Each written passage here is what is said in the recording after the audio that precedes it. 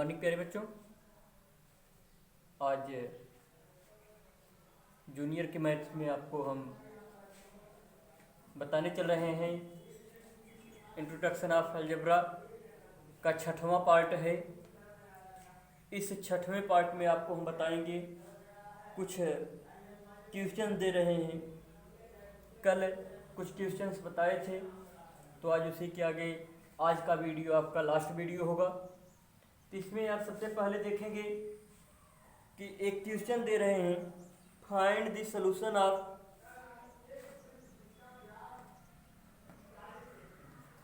Find the solution of find the solution of find the solution of the following equation. Following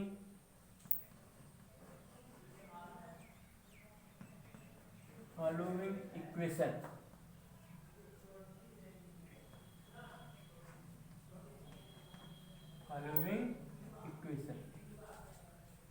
question आपका यही है, find the solution of the following equation. जो equation दिया जा रहा है उसका सॉल्यूशन बताइए, उसका हल बताइए क्या होगा। ठीक है, तो इसमें एक हम सबसे पहले आपको दे रहे हैं x - 3 = 4। x - 3 = 4, यह है आपका इक्वेशन दिया गया है। इस इक्वेशन से हम लोगों को इसका सॉल्यूशन बताना है कि इसकी वैल्यू यानी वेरिएबल टर्म जो है, उस वेरिएबल टर्म की वैल्यू कितना है। वेरिएबल टर्म की वैल्यू कितना है। इसमें वेरिएबल टर्म हमारा x है और कांस्टेंट टर्म जो है 3 लेफ्ट साइड में और राइट साइड में जो है 4 है। राइट साइड में 4 और लेफ्ट साइड में -3 दिया हुआ है, कांस्टेंट टर्म है। तो यहाँ से हम लोग वेरिएबल टर्म x की वैल्यू निकालेंगे। क्या निकालेंगे? जैसे आप यह बताइए कि कितने में से 3 को सब्ट्रैक्ट कर दिया जाए उसकी वैल्यू 4 आ जाए। कितने में से 3 को सब्ट्रैक्ट करें कि उसकी वैल्यू 4 हो जाए, उसका मान 4 आ जाए। तो हम लोग 7 में से अगर 3 को सब्ट्रैक्ट कर देते हैं, 7 में से 3 को घटा देते हैं तो 4 मिलेगा। लेकिन वह 7 कहाँ से हम लोगों को मिला, कैसे मिला 7, उसका पता करना है। जैसे तो छोटा टर्म था, छोटी संख्या थी, तो हम लोग यहाँ से काउंट करके इसको बता दे रहे हैं, गिन करके बता दे रहे हैं। लेकिन जब ऐसी ऐसी संख्याएं रहेंगी कि हम लोग पहले संख्या को ही काउंट करेंगे 1 10 100,000, तब उसमें कैसे बताएंगे कि क्या होगा। तो उसके लिए समस्या होगी। तो इस टाइप के प्रश्न को सॉल्व करने के लिए यहाँ से सबसे पहले हम देखेंगे कि जो राइट साइड में कांस्टेंट टर्म दिया हुआ है 4, उसको लिखिए। ठीक है, लेफ्ट साइड में देख रहे हैं कि लेफ्ट साइड में जो है कांस्टेंट टर्म -3 दिया हुआ है। इसको जब हम ट्रांसफर कर देंगे इस साइड में आने के बाद +3 बना लेगा। कितना बन जाएगा? +3 हो जाएगा। तो x की वैल्यू यहाँ से हम लोगों को कितना मिल गई? 4 + 3 = 7। यह आपका वेरिएबल टर्म x की वैल्यू हो गई। कितना मिला? 7 मिला। इसी तरह से यदि सेकंड पार्ट आप लोग देखेंगे, दूसरा इसका कोई क्वेश्चन देखेंगे, तो दूसरे क्वेश्चन के लिए हम कह सकते हैं 2x + 7 = 19। 2 + 7 = 19 है। अब इसमें भी क्या करना है? वेरिएबल टर्म x की वैल्यू निकाल लेना है। वेरिएबल टर्म x की वैल्यू निकाल लेना है। तो वेरिएबल टर्म x की वैल्यू निकालने के लिए सबसे पहले हम देखेंगे कि लेफ्ट साइड में कांस्टेंट टर्म जो है 7 दिया हुआ है और राइट साइड में जो है 19 दिया हुआ है। तो सबसे पहले हम लोग कांस्टेंट टर्म को एक साइड में कर लेंगे। तो यहाँ से मिलेगा हम लोगों को 2x = राइट साइड में कांस्टेंट टर्म 19 है, लेफ्ट साइड में +7 है, इसका ट्रांसफर करेंगे तो -7 बनेगा। तो फिर नीचे वाले लाइन से लिखेंगे 2x इक्वल टू 19 में से 7 को निकाल देंगे, कितना बचेगा 12 होगा। 2 का x के साथ मल्टीप्लाई है, 2 का x के साथ मल्टीप्लाई है। जब इसे हम लोग राइट साइड में ले जाएंगे तो यह डिवाइड बना लेगा, तो x इक्वल टू होगा 12/2, 2 6 12, x equal to 6, x equal to 6 हो गया। तो इस तरह से अगर कोई भी इक्वेशन हम लोगों को दिया जाए और उससे वेरिएबल टर्म की वैल्यू पूछे तो आसानी से निकाल सकते हैं। जैसे एक नेक्स्ट क्वेश्चन दे रहे हैं आपको x/7 -2 = 1, x/7 -2 = 1 दिया हुआ है। इसका सॉल्व जब निकालेंगे तो सबसे पहले जैसे वहां किया गया वही सिस्टम यहां भी लगाएंगे। राइट साइड में कांस्टेंट टर्म 1 है, लेफ्ट साइड में जो है -2 है। लेफ्ट साइड वाले को ट्रांसफर करेंगे राइट साइड में, तो x/7 = 1 + 2 हो जाएगा। कितना हुआ 1 + 2, x/7 = 1 + 2 कितना 3 होगा। फिर इस साइड में लेफ्ट साइड में हमको जो है x/7 मिल रहा है, यानी x में 7 से भाग है। तो इसे जब हम लोग अगले साइड में ले जाएंगे तो इधर भाग है, उस साइड में जाने के बाद जो है क्या बना लेगा मल्टीप्लाई बना लेगा। तो 3 × 7, तो x = 3 7 जा कितना 21, 3 7 जा 21। ठीक है, तो इन प्रश्नों को आप लोग नोट कर लें, फिर अगले टाइप के प्रश्न को आपको बताते हैं। और हो सकता है कुछ आप लोगों को करने के लिए इसमें से प्रश्न भी बना दे दें आपको, तो आप खुद से प्रयास करके सॉल्व भी करेंगे और अगला प्रश्न बताएंगे आपको। तो ठीक है, इतना पहले आप लोग नोट कर लीजिए, फिर अगले प्रश्न को बता दें।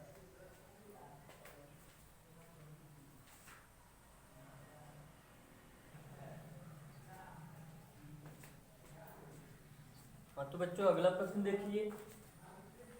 अगला क्वेश्चन आपको हम बता रहे हैं, दिया हुआ है अगला question, does the following solution. Question इस तरह से आपको मिलेगा, does the following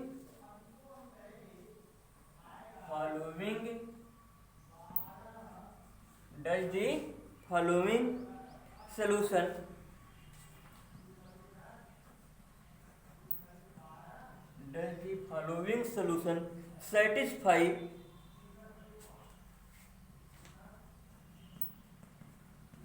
satisfy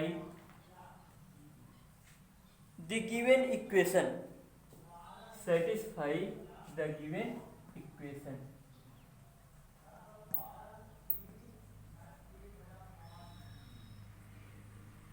given equation question आपका यही है, does the following solution satisfy the given equation. जो सॉल्यूशन दिया गया है, जो हल दिया गया है, क्या वह हल सेटिस्फाई कर रहा है, संतुष्ट कर रहा है द गिवन इक्वेशन, दिए गए समीकरण को। डज द फॉलोइंग सॉल्यूशन, क्या निम्नलिखित जो सॉल्यूशन दिया जा रहा है, हल दिया जा रहा है, या जो हम लोगों को हल मिल रहा है, क्या वह हल दिए गए इक्वेशन को, समीकरण को सेटिस्फाई कर रहा है, संतुष्ट कर रहा है कि नहीं कर रहा है। तो चलिए क्वेश्चन आपको इस तरह के बताते हैं। एक क्वेश्चन है b + 5 = 7, b + 5 = 7। इसमें सॉल्यूशन आपको दे रहे हैं, कह रहे हैं कि b = 4। क्या b = 4 यह जो दिया जा रहा है, यह सॉल्यूशन जो है इस इक्वेशन को सेटिस्फाई कर रहा है, यही हम लोगों को सॉल्व करके दिखाना है। तो यहाँ पर क्या करेंगे, b की वैल्यू हम लोग जो है क्या करेंगे 4 कर लिख देंगे। लिखेंगे put the value the value b is equal to, put the value b is equal to 4 in equation,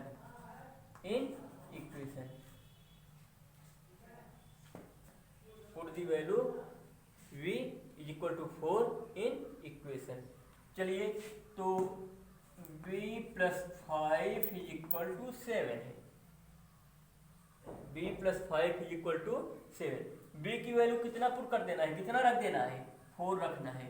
4 plus 5, 4 plus 5, 4 plus 5 is equal to हम लोगों को 7 दिया गया है। कितना दिया गया है, 7। हम लोग केवल ये जांच कर रहे हैं, क्लियर कर रहे हैं कि क्या ये जो सलूशन दिया गया था इस समीकरण को सेटिस्फाई कर रहा है कि नहीं कर रहा है। तो चलिए 4 प्लस 5 कितना हो गया, 9। अब देखेंगे आप लोग, क्या 9 इज इक्वल टू 7 है, 9 जो है 7 के बराबर है, 9 जो है 7 के बराबर है कि नहीं है। तो यहां पर आप लोगों को क्लियर पता है, स्पष्ट पूर्ण रूप से पता है कि 9 जो है 7 के बराबर नहीं है। यह 9 हमारा ग्रेटर है, 7 जो है स्मॉलर है। 9 बड़ी संख्या है और 7 जो है छोटी संख्या है, तो बराबर नहीं है।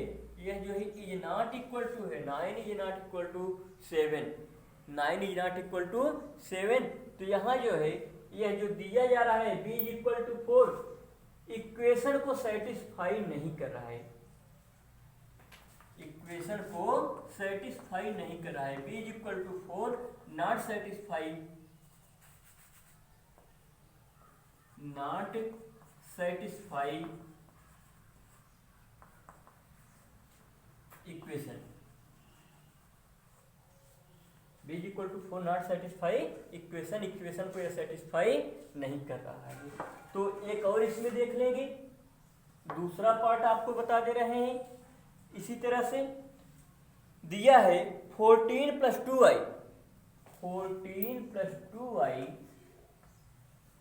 इज इक्वल टू 20, और इसमें भी सलूशन एक आपको हम दे दे रहे हैं y equal to 3, y equal to 3 दे दे रहे हैं, इसका भी सलूशन। तो जैसे उसमें पुट किए हैं, put y equal to 3 in equation, y equal to 3 in equation. Equation में क्या करेंगे, y इक्वल टू 3 को रख देंगे। 14 प्लस 2y इक्वल टू 20 दिया गया है। तो चलिए 14 प्लस 2 मल्टीप्लाई y की वैल्यू 3 पुट कर देना है, रख देना है, इक्वल टू 20। 14 प्लस 2 3 जा 6 equal to 20। 14 plus 6 20, 20 equal to 20। क्या दोनों इक्वल आ गया, सेम आ गया। जब यह दोनों बराबर है तो यह जो है b equal to sorry y equal to 3 satisfy the equation, satisfy to the equation, या इक्वेशन से लिख दीजिए सेटिस्फाई इक्वेशन। y की वैल्यू जो है इस इक्वेशन को सेटिस्फाई कर रहा है। तो अब इस तरह से जो है यह 2 प्रश्न आपको हम बता दिए, तीसरा प्रश्न एक और बताएंगे, उसके बाद तब तीनों प्रश्न से मिला करके आपको हम जो है होमवर्क दे देंगे। तो ठीक है, यह भी आप लोग नोट कर लीजिए। अगर इस तरह का प्रश्न आपको सेटिस्फाई पूछता है कि क्या यह इक्वेशन को सेटिस्फाई कर रहा है कि नहीं कर रहा है, उसको बता सकते हैं, या इक्वेशन दे देगा तो उसको सॉल्व करने के लिए कहेगा कि find the solution of the equation, equation को सॉल्व कीजिए, उसको भी कर सकते हैं। जैसे अभी पहला प्रश्न आपको इस वीडियो में बताए और दूसरा प्रश्न यह हो गया, फिर अगला प्रश्न आपको हम बता दे रहे हैं, उसके बाद फिर होमवर्क देंगे, फिर आज के बाद यह चैप्टर आपका जो है समाप्त भी है। तो ठीक है, इतना नोट कर लें।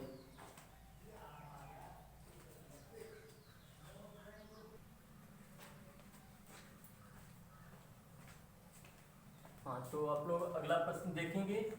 क्वेश्चन है, एक क्वेश्चन सिर्फ वैसे ही आपको सिंपल रूप से बता देते हैं कि एक इक्वेशन दिया जा रहा है, सॉल्व द इक्वेशन, क्वेश्चन आपका यही बनेगा, सॉल्व द इक्वेशन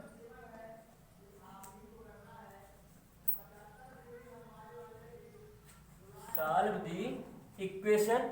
अब इसको कैसे सॉल्व करना है ये अभी आपको बता दे रहे हैं। सॉल्व द फॉलोइंग इक्वेशन या solve the equation by trial and error method, by trial and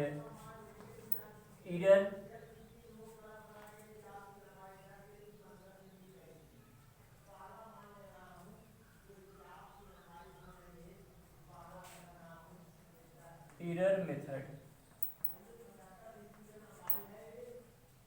तो इस तरह का क्वेश्चन एक आपको बता देते हैं, जैसे अभी पहला क्वेश्चन बताए थे, सेम वही प्रक्रिया आपको यहाँ भी करनी है। जैसे उसमें हम सॉल्व कर दे रहे थे, इसमें सिर्फ ट्रायल मेथड, जैसे उसमें बताए थे कि ट्रायल मेथड से कैसे यानी मौखिक उसको कैसे बता सकते हैं, तो इस तरह से इसे जो है हम लोग ट्रायल मेथड से इसको बताएंगे। x + 10 = 15, x + 10 = 15। यह जो है इक्वेशन दिया हुआ है, इस इक्वेशन को ट्रायल एंड एरर मेथड की सहायता से सॉल्व करने के लिए कर रहा है। तो वही सिस्टम यहाँ पर आप लगाएंगे, जैसे x + 10 = 15 दिया हुआ है। कितना दिया हुआ है? 15 दिया हुआ है। तो यहाँ पर क्या करेंगे? 15 या +10 है, जब इसका ट्रांसफर कर देंगे तो -10, x = 15 में से 10 निकालेंगे 5 हो गया। इसी तरह से ये हमारा जो है ट्रायल मेथड वाला होता है। यानी यहाँ पर आप लोग खुद सोच करके बता सकते हैं कि 10 में कौन सी संख्या जोड़े कि वह 15 हो जाए, तो ट्रायल मेथड हो गया। ट्रायल मेथड है 10 में कौन सी संख्या जोड़े कि वह 15 हो जाए। तो 10 में अगर हम लोग 5 जोड़ देंगे तो 10 और 5 मिलकर के कितना बना लेगा? 15 बना लेगा। तो x = 5 हो जाएगा, ट्रायल मेथड। जैसे एक और इसमें से बता दे रहे हैं, दूसरा क्वेश्चन इसका है 4a = 20, 4a = 20। ट्रायल मेथड से आप बताइए कि 4 में कितने का मल्टीप्लाई किया जाए, 4 में कितने का मल्टीप्लाई करें यह 20 हो जाए। 4 में कितने का मल्टीप्लाई करें यह 20 हो जाए। तो अगर हम लोग 4 में 5 से मल्टीप्लाई करा देते हैं तो 4 × 5 = 20 हो जाएगा। a = हम लोग को कितना मिल जाएगा? 5 मिल गया। a = 5 है। तो इस तरह से अगर इस तरह का ये प्रश्न आपको कहीं भी मिलता है तो इसी तरह से आप आसानी से सॉल्व कर सकते हैं। तो इसे नोट कर सकते हैं और फिर अगले को देखा जाए। अगला क्वेश्चन आपका है, क्वेश्चन ही हम यहां आगे बता दे रहे हैं। क्वेश्चन आपका है state which of the following, question है state which of the following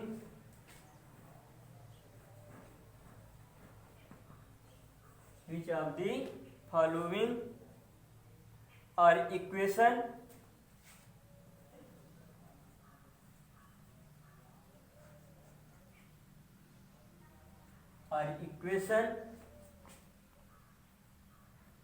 also identify the variable in the equation। अब इसमें जो है यह भी हम लोगों को बताना है कि कौन सा जो है इसमें वेरिएबल टर्म वाला क्वेश्चन बन रहा है। also identify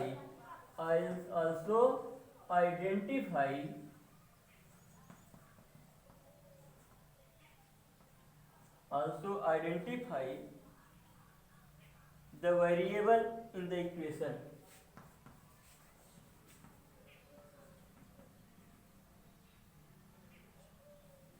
variable in the equation।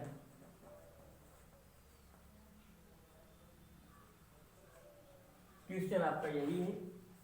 इसमें क्या करना है कि वेरिएबल वाले को बताना है कि कौन सा इक्वेशन जो है वेरिएबल टर्म का है और कौन सा इक्वेशन वेरिएबल टर्म का नहीं है। यही हम लोगों को यहाँ पर पता करके बताना है। जैसे यहाँ पर हम आपको दें n-4 इसके लिए कह रहा है कि यह ग्रेटर देन है 100 से। क्या है यह ग्रेटर देन है in 100, sorry in greater than to 100। यह 100 से जो है n-4 ग्रेटर देन 100।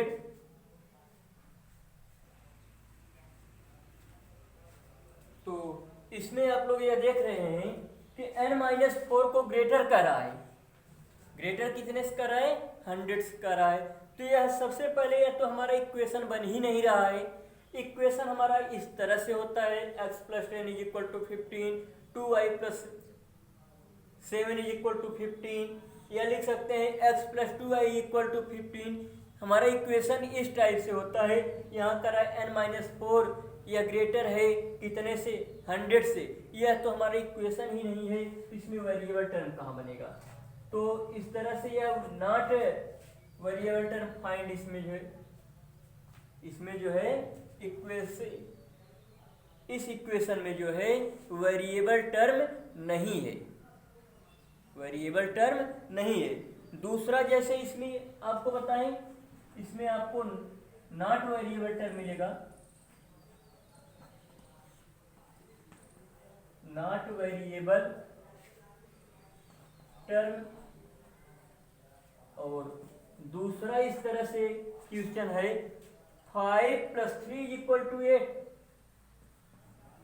5 + 3 = 8 इक्वल तो मिला, इक्वेशन के रूप का दिख रहा है, लेकिन इसमें वेरिएबल टर्म ही नहीं है, सभी जो है कांस्टेंट टर्म मिल रहे हैं।